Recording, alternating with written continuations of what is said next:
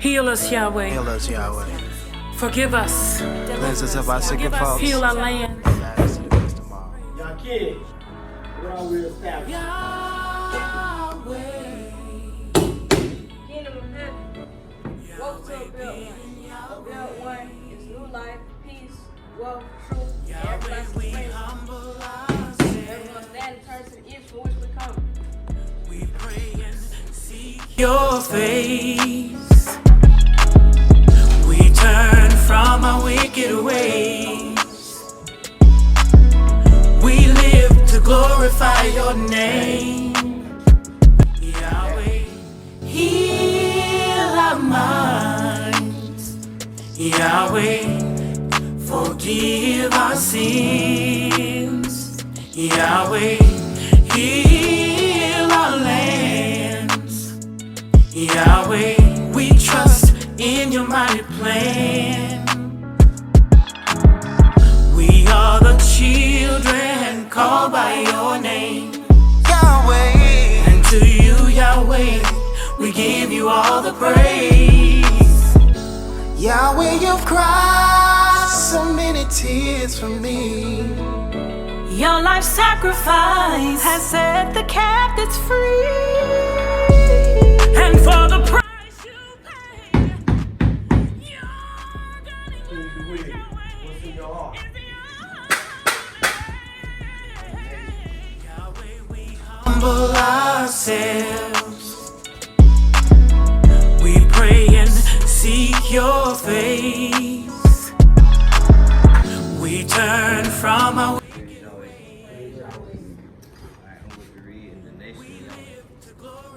The nation of Yahweh is a nation of people people committed to obedience to the will of Yahweh. It has a foundation of truth and righteousness. It relies on the ancient, pristine, pre-Adamic words of Yahweh, by which means we of the nation of Yahweh enter into complete peace with Yahweh. These words that are given to the members of the nation of Yahweh are more durable than a pyramid. They are a base of a new world that will never be destroyed. It has a protocol that demands actions on bias or truth. That is, you can find it on John 8, verse 2. This truth is what causes members of the nation of Yahweh to surrender, submit, to concede their will, to do the will of Yahweh. When this happens, each member becomes a reflection of the nature of Yahweh. The nation of Yahweh is a group of people who believes and asserts and maintains that Yahweh is the Messiah. Nation time. Nation time. Nation time. Yahweh, we humble Nation time. ourselves. Praise Yahweh. We pray and seek your face.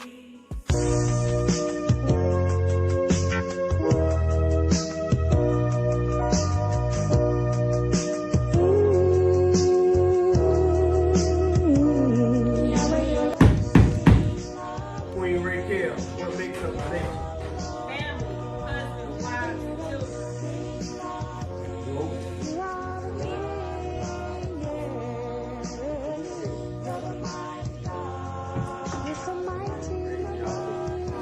Praise Yahweh.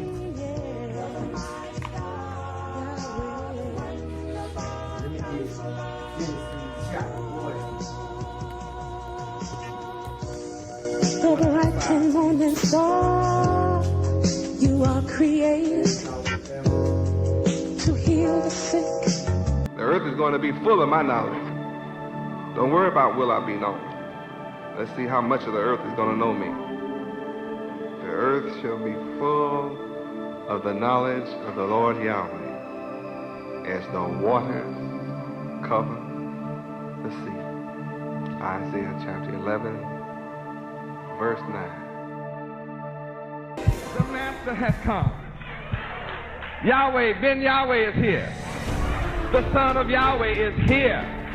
And he's calling for you. Come on and hear. Come on Yahweh, and hear. Come on to the temple. Come on to class. Come and learn. Come and hear. Come and see for yourself. Because the Master is come on and go with me to my Father's house. to my Father's house. Come on. Come on, I'm inviting you. Come and go with me. Come and go with me to my Father's house. Welcome to International Headquarters for the nation of Yahweh, the nation of Israel, the tribe of Judah. Welcome, where we learn our true history of our ancient forefathers. Welcome to where you learn our true history, that all so-called black people who are suffering from an identity crisis of trying to decide who they are nationalistically. We're steady going through a metamorphosis of from colored people to Negro people to black people to Afro-American people. Now they're saying African American. And not everybody is agreeing, as usual. You can't get my people to agree on everything about anything. But nevertheless, it shows that my people in 1989 are struggling mentally. They're in search of just exactly who are we? Where do we come from? Who should we follow? It's a critical situation involved in America among our people, especially when you admit there are 50 million of us in this country who are undecided about our nationality. There's no need to ask what's wrong with us when you can see we don't know who we are. Anytime you have a people who have forgotten who they are, they call that in psychiatry and in psychology amnesia. And everyone knows that a man who is suffering from amnesia can't claim his inheritance consciously. He just can't. And people can tell him, well, you're the richest man on the planet. Your father owns oil wells and 20,000 acres of land, and it's yours. And the amnesia victim says, what? I don't know that man. Say, but your name is his. What's your name? He says, I don't know. And that's the condition of our people in America. We, as a people, are still trying to find out our nationality. So I'm here to settle the issue that our nationality is Hebrew Israelite. That's who we are. We are the people of the Bible, more specifically the Old Testament Bible. We are the people of the Old Testament Bible. The names Elijah, which is really Elijah, names like Jeremiah, which is really Yirmiyahu, names like Joshua, which really in Hebrew is Yahshua. These are your names. These names belong to you. And many of our people have Bible names without ever knowing how valuable that is. I mean, can you imagine a man saying his name is Elijah and then he has an Arab name to go behind it? And then he represents himself as being awake? I mean, you know he's split up. That's like a split personality. Which one are you? Are you an Arab or are you an Elijah? See, and Elijah is a Hebrew Israelite name. And the Hebrews came down from Abraham, Isaac, Jacob. Jacob had 12 sons, became the 12 tribes of Israel, all of whom were Hebrews. Now, the Arabs are kin to Abraham too. He's the direct father of all Arabs. But their mother's name is Hagar. And Hagar was not of the blessed seed that came down from Abraham. They were blessed, but they were not the blessed seed of the 12 tribes of Israel, because the Arab's name won't be written in heaven. Where is that? I guess I should let the Bible say some of this, although I have a lot to teach tonight, but I always give up more than I intend to.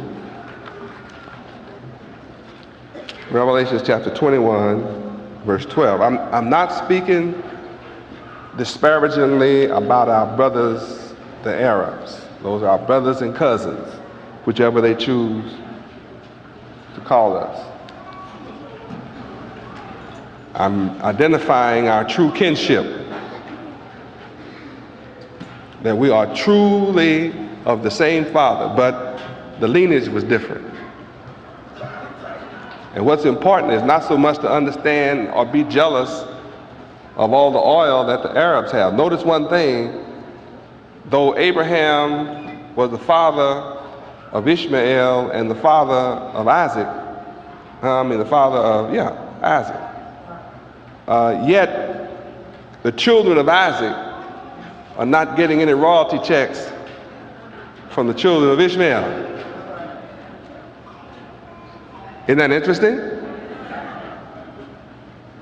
The children of Ishmael, living in the deserts with all the oil, are not sharing it with the children of Isaac. Yet Ishmael and Isaac have the same father. Of course, I'm not jealous of the oil. I made it all. And I think they should enjoy all of it while it lasts. I think that's absolutely wonderful. But the point is, I'm telling you, you don't have to be jealous. See, you have another kind of blessing. And after coming through 434 years of slavery in America, you should want a different kind of blessing. Revelation 21:12. Read. And had a wall great and high, and had 12 gates, and at the gates 12 angels, and names written thereon, which are the names of the 12 tribes of the children of Israel. Okay, now if you don't know what this is, read verse 10. Verse 10, read. And he carried me away in the spirit to a great and high mountain, and showed me that great city, the holy Jerusalem, descending out of heaven from Yahweh. This is what I'm discussing. The subject is this holy Jerusalem, descending out of heaven from Yahweh. It belongs to somebody. And we just found that it also in verse 11 has the glory of Yahweh. It's not just some kind of city, but it's an unusual city. First, it's a holy city of peace. Jerusalem means city of peace. So a holy city of peace is going to descend. In order to descend, it means it's high up, beyond the reach of men. Beyond the reach of men. And it's going to come out of heaven, not from men. Now, I know the space shuttles are supposed to be going out, and of course, you know, I keep interfering with that. Yeah. They're not able to prove that they're God, you know, so somebody's interfering with them going and coming out into my heavens.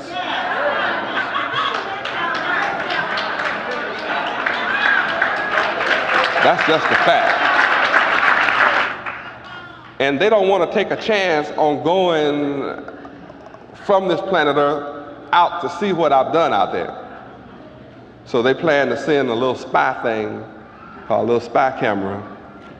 They call it a probe to take pictures of, what is that, Venus? They want to go down up under my clouds that got hidden, and they want to see things. Russia was sending some stuff up there, and so it all failed. It went out there and just everything quit working. Never quit working before, but I'm not ready for them to see that right now. I may never let them see it. That's the way it is. But in the meantime, there's something up there, that belongs to somebody other than this Russian and this American white man. That's the point. And they can't get to it. See, they want to go and see, but they don't want to stay.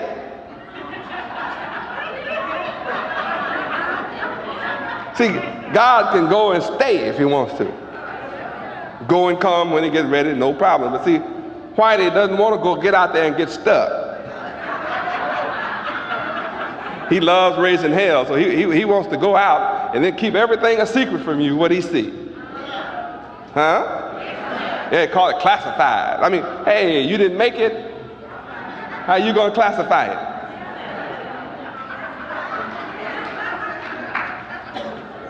But he wants to come back and play God over you while he's out there trying to find out the secrets of Yahweh. In the meantime, there's something way out there that's belonging to Yahweh. That's what I see. And it's a great city. It's not like what you see. I mean, see, you used to Miami. You probably don't call Miami great. In fact, you probably are scared to walk around in most of it. I'm the only one creating a truly safe environment where you can come and leave your door open and come back and everything is still in there. Glory. In the meantime, there's something greater than Miami, is my point. See, that's a great city that belongs to Yahweh that doesn't have any ghettos in it. You understand? I mean, there's no drugs in it. See, it can't be holy and then have unholiness in it. Yeah, you have to understand what holy is. It's not just a great city with taller buildings and better air conditioning.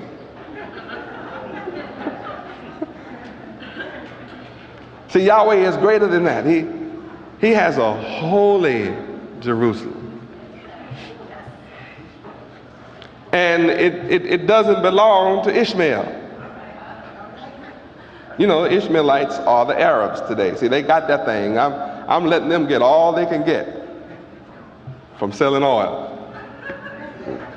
Now, if they don't save any money from all this oil that they've been selling to white folks, well, hey, I could have told you from the beginning they were a wild ass of a man. Oh, you think I'm being mean, I know, but I really quoted the book. Genesis 16:12. I'm really not using language like you think. I'm really quoting the book. I really am. I never do say things that's not nice. Genesis 16:12. Read. And he will be a wild man. His hand will be against every man. He'll blow up ships and blow up planes. He'll shoot up cities, boy, like in Lebanon. I mean, hey, kill. Hey, you know. You say something that I don't like, it's called go to war, boy. I'll blow myself up just to get some of y'all. He like that. The wild man. And he'll dwell in the presence of all his brethren. That means I don't care what country you go to, you'll find some Ishmaelites. you'll find some Arabs. They're everywhere. They're everywhere. And if you make them mad enough, they'll get mad everywhere. They'll turn wild on you everywhere. You may not believe that. I don't care whether you believe it or not. I'm just telling you. Now go back to Revelation 21 and check out again that there is a great city of peace that is holy. That means nothing unholy is in it. That also means something else.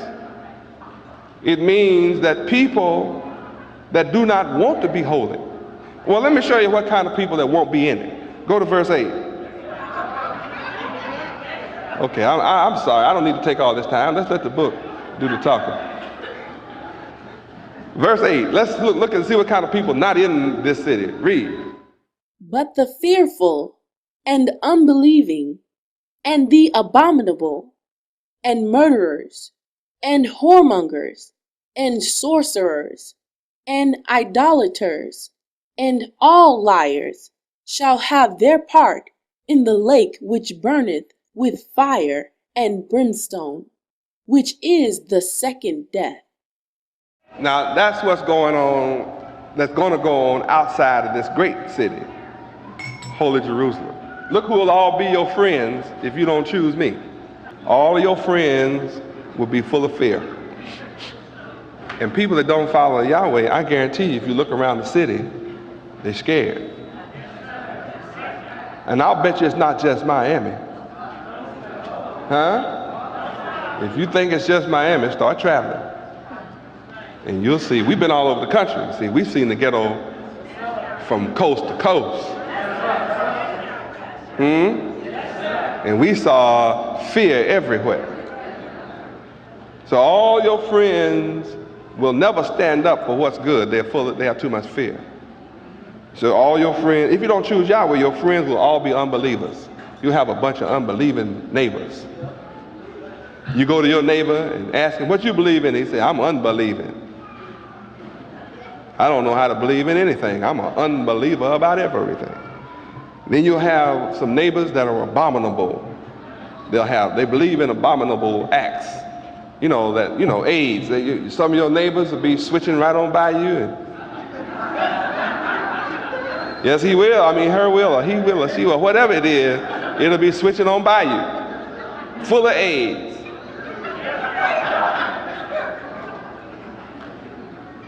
If you don't follow Yahweh and come into this great city, all your neighbors will be cooking pork, eating worms, fried ants, chocolate-covered roaches, little rat stew, be boiling pig guts. Yeah, you have all that going on. That's who your friends are when you don't follow me. It's the way it is. I bet you can find it just like that. And everybody's a whoremonger. Love to be among whores.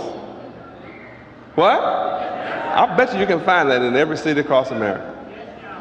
That's who your neighbors will be if you don't follow me. And you'll find people who believe in fortune tellers. Yeah, astrologers.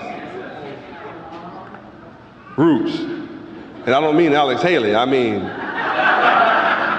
be hollering your mojo is working.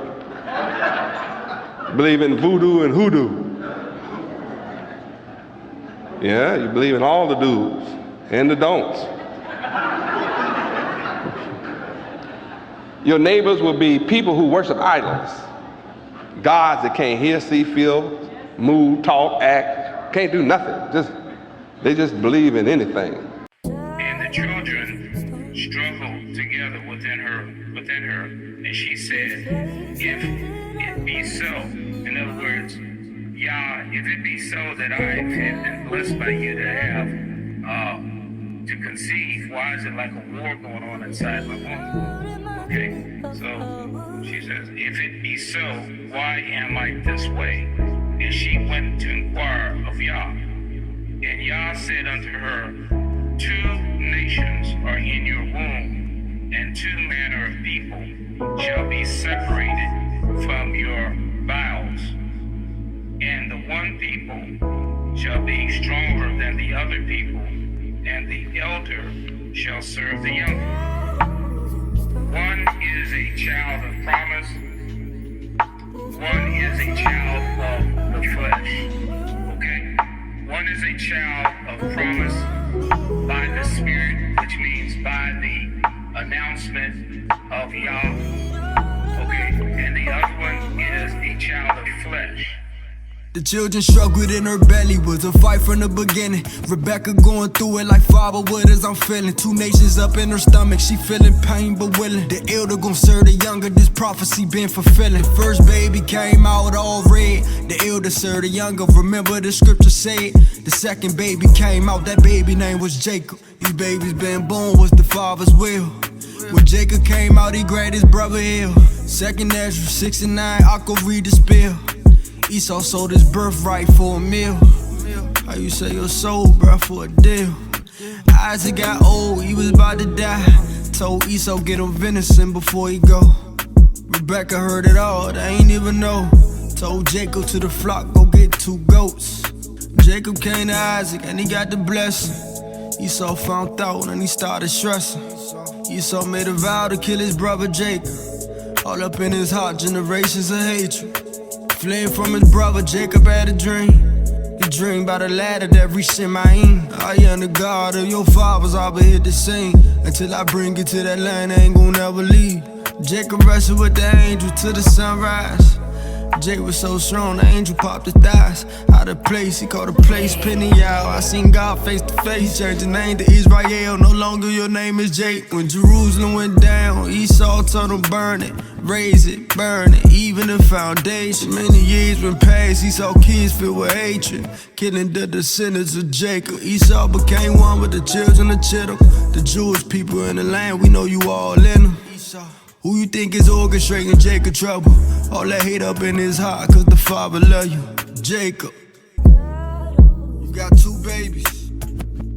One born of the spirit, one born of the flesh. For Esau is the end of the world, and Jacob is the beginning of it that follow. The flesh is the end, the things of the world is the end, and the spirit is the beginning of it that follow. This flesh will be submissive to the spirit. When the Messiah appeared, he said, first of all, I want to thank Yahweh and his son, the miracle Yahweh ben Yahweh, for opening up our eyes and allowing us to come into the wisdom of who we are, giving us the knowledge in these last days that will exalt us to become self-rulers and then global rulers. So we want to begin this new year. As the brother said, the new year is Abib first. New means something that has never occurred. Year, as you can see on the paper, is a period of 365 days, 5 hours, 48 minutes, and 46 seconds of mean solar time, by which the sun makes its apparent revolution around the planet. And this is from one vernal equinox to another vernal equinox. In Genesis 1:14 through 16, Yahweh created the sun, the moon, and the stars. And their purpose was for seasons and signs, to be able to calculate time. So the time starts from what is called the vernal equinox. The Guinness Book of Records would tell you that in ancient times there was a Roman emperor by the name of Julius Caesar. He created what has become known as the Julian calendar. This Julian calendar created January 1st as the beginning of the year. However, the word equinox in Webster's dictionary will define to us when the beginning of the year occurs. And equinox is the time that the earth crosses the celestial equator, making night and day equal length all over the planet. And this occurs on or about March 21st. Yahweh set it up to where everybody on the planet begin the same day at the same time. Notice it said the celestial equator. Celestial means that which is heavenly, that which is above. So therefore, man has control at all over that, because you don't make the earth revolve around the sun. You have not that capability. Therefore, when Julius Caesar decided to decree that January 1st would be the beginning of the year, he created this mentality out of his own thoughts, his own desires, to create his own world. Daniel 7:25 told us this would occur. So if March 21st is the beginning of the year, and as Art said, that's springtime, when everything comes to life. In January, that's the middle of winter. Everything dies. Polar bears go to sleep. Birds fly south for the winter. Nothing grows in the middle of winter. Therefore, everybody creates what is called New Year's resolutions. The purpose of these resolutions is for you to better yourself, to create change in your life, whether it be financially, educationally, domestically, whatever aspect you want to better yourself in. People normally make resolutions for that. In Psalms 119, verse 116, it says, "Let me not be ashamed of my hope." That which is hope is what you expect. So what are you expecting in this new year? What do you hope to accomplish in this new year that you have not accomplished in the last year? When you have hope, that means you are not content with where you are at this moment. You want to better your position in life.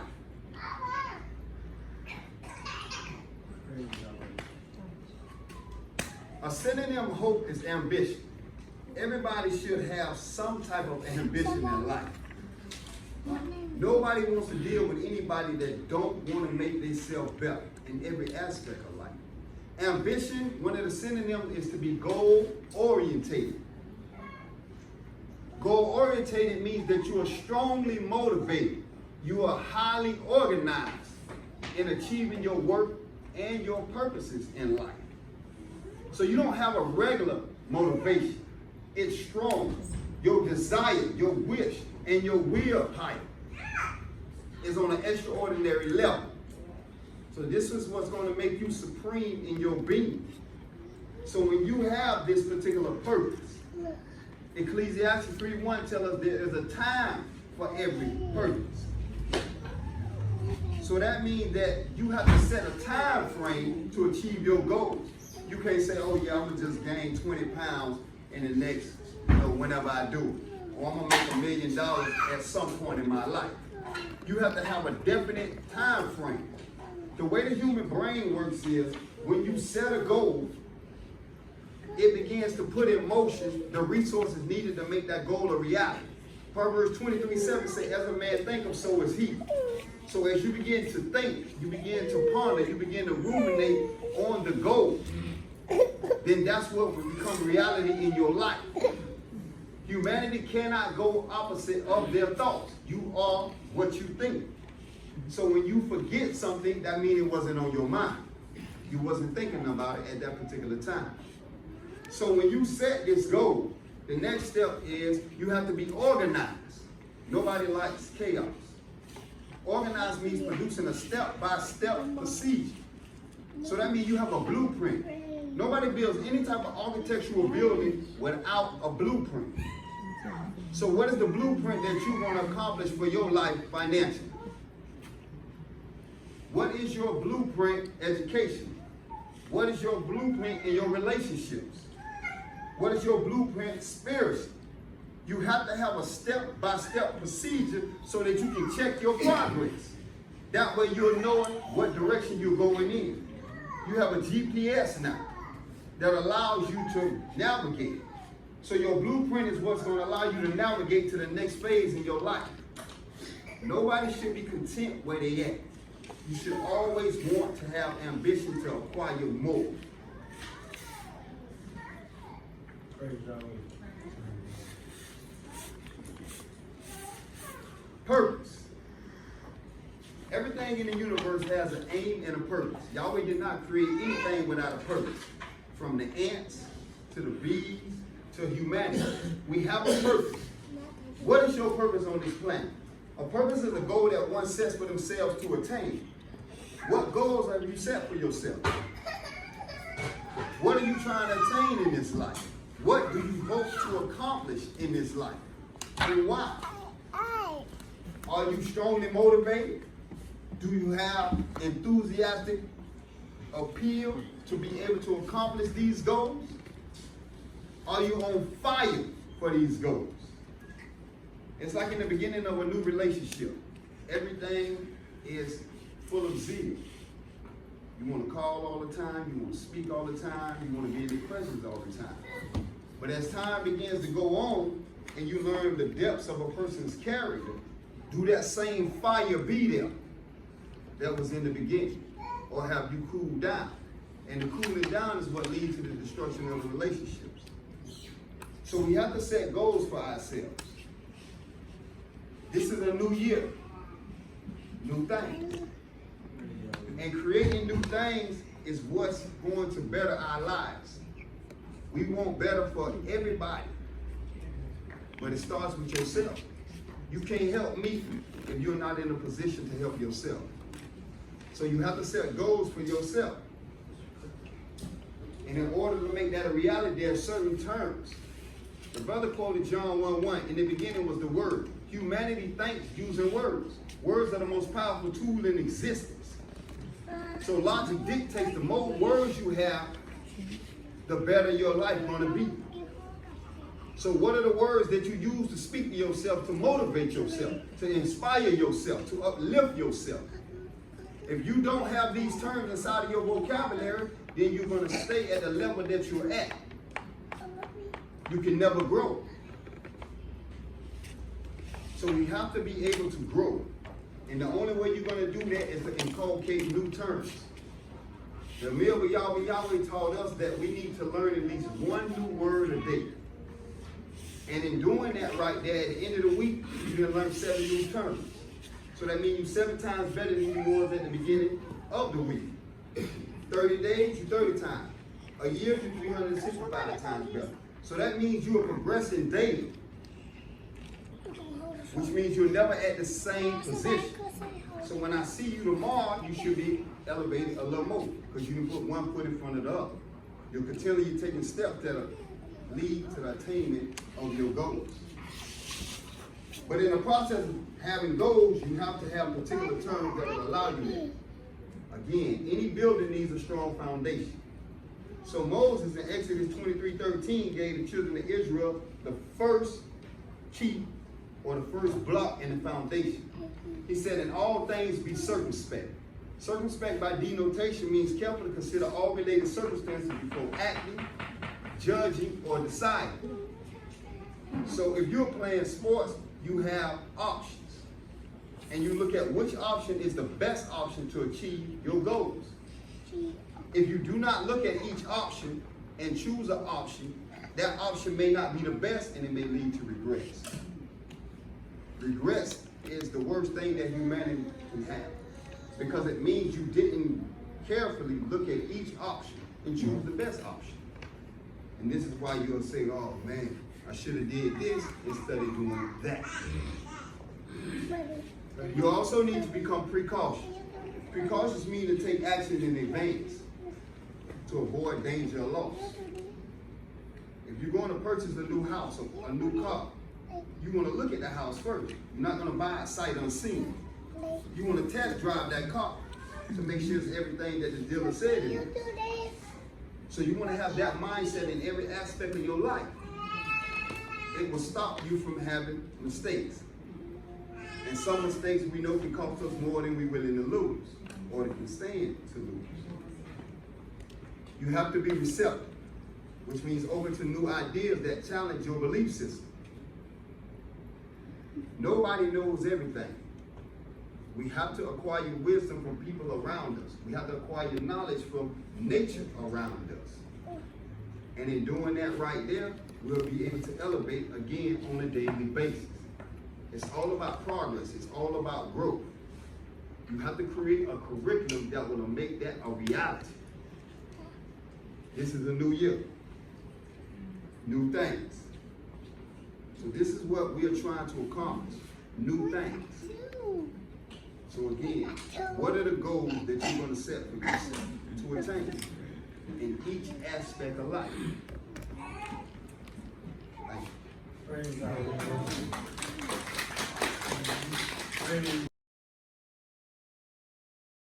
Every on board, you won't be long till I'm gonna need somebody to lean on.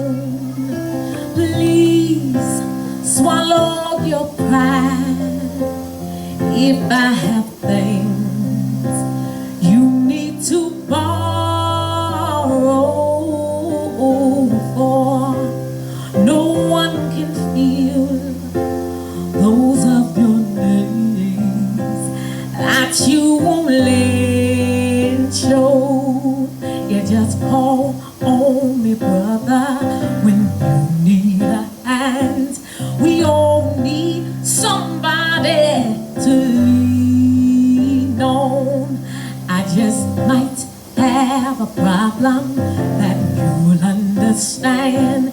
We all need somebody to lean on. Lean on me when you're not strong. I'll be your friend. I'll help you carry on.